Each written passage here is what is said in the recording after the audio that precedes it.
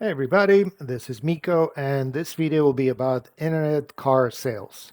If you're just got this job, thinking of getting into internet sales from regular sales, maybe even just want to find out if this job, if you got an offer, want to find out what's that about, plus a few basic things about how to be successful at the minimum at the internet sales level position at a car dealership. So, first of all, what is an internet sales manager? It's not really a manager. It's a manager in one aspect that you should have more responsibility and more access to more information that you can give out. Also, be able to make certain decisions. But it's not. You're not going to be managing anybody. It's like finance manager. So it's a management what without actual subordinates.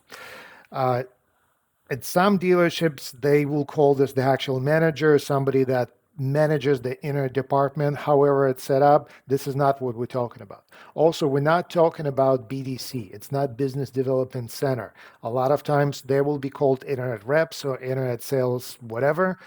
If your job is to answer phone calls and get people in, even if you combine it with answering leads, if you don't meet with customers, don't sell them cars, and if you cannot give away any information and not able to make deals remotely, you're not internet sales manager. That's a different job. This is BDC. It could be a great job, more stability, not as much pressure, but that's not what we're talking about. So not every dealership has internet sales department. Some dealers decided that it's better to give leads to everybody. So this is like open floor. Some dealerships have BDC and they just all BDC answers all leads. I'm personally not a fan. It's good to have BDC for phone calls and follow up, but good internet sales department will have seasoned people that they're seniors. Okay, they have it's like a senior salesperson or internet sales manager, whatever you're going to be called, but that's what it should be. You should have an internet director. There should be a person at the dealership that kind of like manages the whole department, and it could be something, it could be one of the team, just like a team lead. Maybe he gets a little bit of the salary on top, maybe not, and just doing it for the goodness of his heart. But it's somebody that can arrange, take care of the CRM, take care of other things, maybe marketing, what's going on with the website, make sure everything's working properly. So again, for inner department to succeed, there should be somebody that's leading it. That's like sounds like really easy, but not every dealership has it. Sometimes it'll be one of the sales managers, so it's fine. But as long as there's a person that has time to deal with that and he understands what's going on, that will be the best case scenario. Another aspect of this job, again, like I already alluded to, since you're a manager, you should be able to make certain decisions. And basically, we're talking about pricing. If your store is one price, that's great, that's ideal. Then it's just very easy to quote pricing. But whether it's one price or not, you should have some level to be able to quote customers in writing or over the phone certain numbers. You should be able to desk it, and by desking I mean just taking certain price of the car that you're allowed to quote, and provide customers with payments, lease, finance, just at least some idea for numbers. If you don't have that permission, if you're not allowed to do that, it's just going to make your job really difficult. And I personally would not want that type of job. Then it just becomes you like a BDC rep. If you have to run to your sales manager for every single number and out the door, if you're not allowed to give out the door pricing, it's just going to be an uphill battle, and maybe that's not the job you would want to have. Next thing is again, so my ideal dealership will have inner department. They will be seasoned professionals, but I don't think it should be a career. So the way I did this, and I've seen other people do this, you get to the inner sales department once you know how sales work, and if you've shown that you understand numbers and can be trusted with that. But it should not be a job that you have forever, because if you're good at your job, you should be building, you should be working on building your own clientele and working a system, your own marketing system, where you can have your own customers. So after 10, I would say maximum 10 years, you should be either not rely on leads or you should get promoted to sales manager, finance manager, something else that where you can use your expertise. But if you still answering leads after 10 years, something is wrong. And that's again for managers, inner directors, look at this way that you got somebody doing it for 10 years. If they didn't build clientele that they can just get sales from out of nowhere without leads, um, something's off. Maybe this should be something else. It should be doing something else. All right, let's talk about the job and what's important to be successful. First thing is CRM. Your CRM, I'm not going to give recommendations on what system to use, but what's important is you have to know it inside out. You have to know how to do everything. You have to know your access level, what you're allowed to do. If you cannot make certain changes, you have to ask somebody else. Know who to ask. Know who at your dealership will do that for you. You have to document everything in the CRM. So a lot of times we take a phone call at home or on the cell phone, a text comes in or customer came in, and you think you'll remember. But once you get that client base that you're talking, there's like a rolling thing of customers that inquired 3 months ago, 2 months ago, 1 month ago. You're not going to remember what's going on. So you have to record everything, and CRM is there for you. So if you did not email or text it through CRM, copy it, take that information, or just type it in. We discussed this, customer came in, this is what we discussed, this is what I quoted him. Also related to this, attempt to try to use it for everything. There's an issue with CRMs. If you email through CRM, it's sometimes more likely to go to spam. So this is just something we have to deal with. And sometimes people just use different email address, like separate email to send and correspond to avoid, to bypass the spam filter. Yeah, I understand why it works, but it has to be recorded, it has to be combined in one place. So if somebody else look at the CRM, different sales manager or manager, they have to know what's going on. You quoted it, you gave some information, it has to be there. So use it for everything, record, document everything, because you're not going to remember and other people have to be able to see. So there's no he said, she said, and everything is locked in.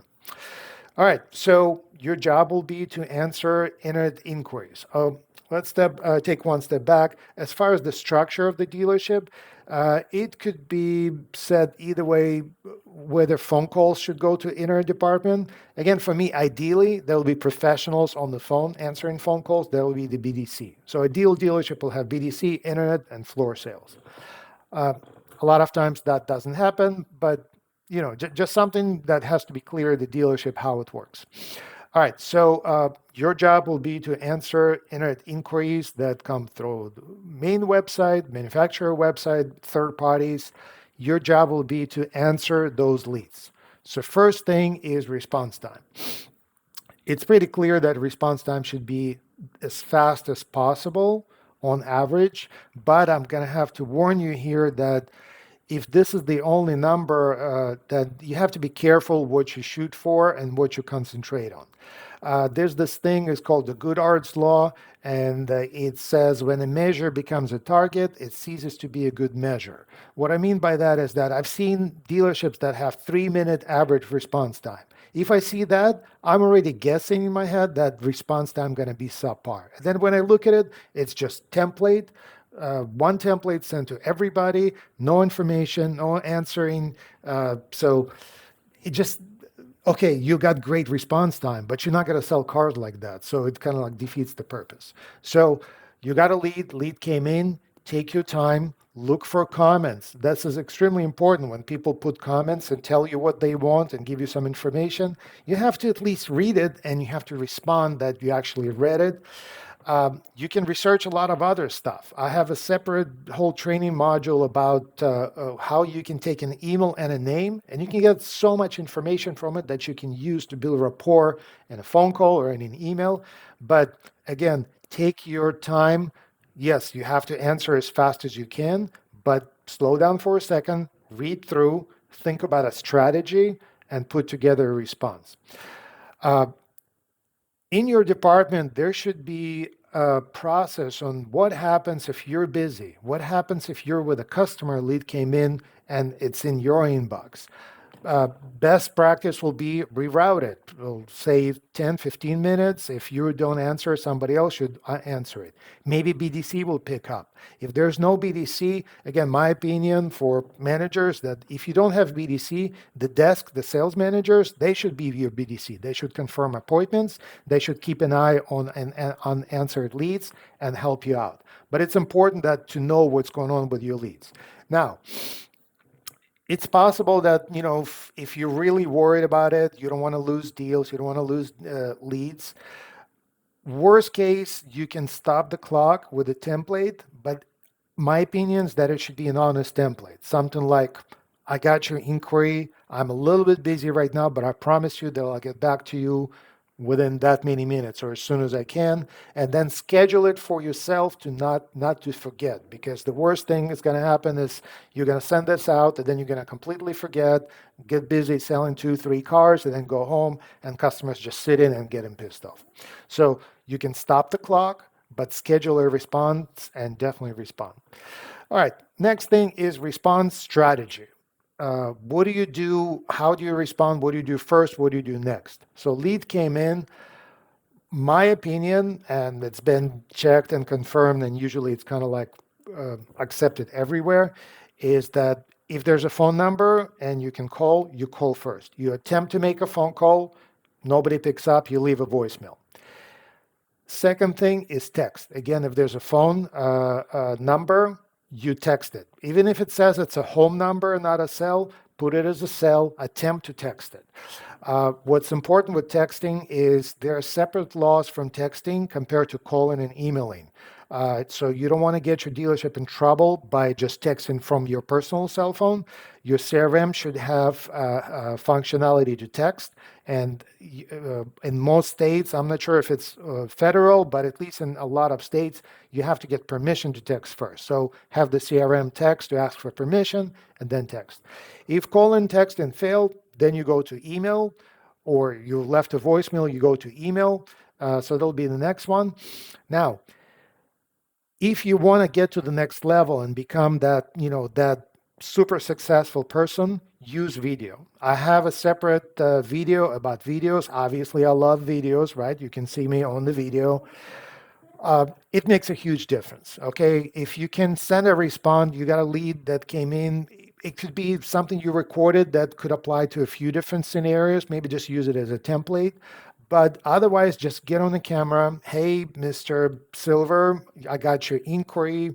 Thank you so much. I'm going to send you this. Just want to introduce myself. If it's an inquiry on a specific car, go and just hold it like this, literally film yourself with the car, do a quick walk around, send it out. This will make a lot of difference. It's not going to close you every deal, so don't expect like everybody is going to open it, but it's really good. A word of caution, I would not spend money to any services that promise that they're going to deliver videos or whatever. Some CRMs will allow you to do that, but it's kind of clunky. Really, just if it's a short video, record it on your cell or on your phone and send it as a file. A little bit of a next level. It takes a little bit more time, but record a video, put it on YouTube, send the link to YouTube. It doesn't have to be listed, meaning nobody else will see that other than the intended person. All right, so next thing, best strategy is with emails. I'm a firm believer in having templates. So yeah, personal response is great, but the risk is it takes time to type it out. You're going to make mistakes, and if you're in a hurry, you're not going to notice grammar mistakes, because even like a spell check could be confused whether it's a real word or not a real word that fits within this sentence. Commas and all that stuff. I see too many responses on mystery shopping when it's just like no commas, no caps. Just doesn't look good, doesn't look professional. Some people will say, well, it makes you look human. I don't know. I don't buy it. I want to have templates where I thought about what I'm going to write. They're structured correctly. And CRMs don't limit you to how many templates you can have, and you should have a lot of them. There should be a separate template for used versus new. There should be a separate template for a lead from your website versus a lead from KBB versus from the manufacturer. Type it out once. So instead of having to add things to the template, if you find yourself having to add a lot of things, add it to the template so then you can delete it, because it's easier to just highlight and delete rather than type it in. Keep it simple. Even though it's a template, it doesn't have to have banners. Don't have any banners, as few links as possible. I'm not a big fan. So it should be formatted to be so it looks good on your cell phone. When I have my cell phone and I have any notifications, I don't have any right now, but let's see if I can drag it down. And it doesn't matter. Look at your phone and see any notifications. Yeah, like this. So you have the name, you have the subject, and you have the first sentence. Think about what I can see just from this. If there's a banner, it takes space. If it's thank you for contacting, and this is my name, and the dealership's been here for 300 years, this all takes space. Think about how it looks on the mobile, and think about how you're going to structure the template so the customer opens it. The minimum is to open, because a lot of them are not even going to open, especially now when they contact 10 dealerships to find that one car that nobody has. So yeah, build templates, use them a lot. It's just you invest a little bit of time, and that will save you time later. It's that simple. All right. Next thing, big part of your job should be follow-up. Follow-up means is you attempt to contact. Lead came in, you called, you texted, you emailed, no response. Follow-up. I have a separate video on follow-up, so look it up, but specifically for internet. Your follow-up should not be, are you still in the market? Especially in this market right now, when somebody inquires about a car that's really hard to get and nobody has them. Yeah, so you're going to ask, are you still in the market? They're going to say, yeah, I'm in the market. If you have the car without markup and you don't have it, then what's the point? Think about other ways, what else you can offer in your follow-up. Specials, new inventory that comes in, price changes, videos. Again, record those videos. Again, look at my separate video about videos. Combine your follow-up approach. You leave a voicemail, follow up with an email. You send an email, follow up with a voicemail that's saying, I just send you some cool information, want to make sure it didn't go to spam, so please look for it. So, 1-2 punch. It's always going to have to be two of something. Again, just find a reason that's not just to find out that they're in the market. It's really pointless, in my opinion, those emails. So figure out the way to market them, and have next steps. You send them some information, make it easy for them to respond, have some questions, have them like, okay, I'll send you that stuff. If you're not interested at all, let me know. If you are interested, do this, okay? Like schedule your appointment or whatever. Other follow-up, so combined with that, email is your tool, because, phone is your tool, but if you cannot get them on the phone, once you've been at your job for a few months, you're going to have this pool of people that never responded. Maybe you mark them as lost, but they're still your customers. You still have those emails. You can use them for email marketing. And email marketing is basically email blast. So you should know by now how to use your CRM. Find a way in your CRM to do an email blast. Talk to people that can help you with that. Set it up, give you permissions or whatnot. If sometimes some CRMs are not good, or maybe you don't have permissions, then just at least have templates for to do marketing, email marketing, and you're gonna send them one by one. It's gonna be time consuming, but it will give you some results. Okay, if there's nothing else to do, do that. What are you going to send? You send specials, like lease specials. You send price drops. Used cars are new. If the price went down, that'll be a good email to send. Used cars, what I found is obviously price drops. If like your used car manager drops price on a few cars, that's good. That'll get a lot of people to open it and look at these cars. Or if there are cars that are aged in inventory, and you can always ask your used managers, like, which cars will you send to an auction if you don't sell? So people will respond to that. And lastly, with those people that never responded, but you can use them. Content marketing, and it goes back again to videos. Create something that you provide value. Test drives, comparisons between cars, to how to use certain feature in the car that's specific to your brand. How was the third seat? If it's a truck, how it is, to get up on the truck and install accessories or whatnot. So provide some value to customers. Again, your follow up. If it's your follow up, are you still on the market? The response is going to be minimal. It has to be something more than that. And so it's been a 20-minute video. I hope it's helpful. Um, and good luck in being a successful internet sales manager.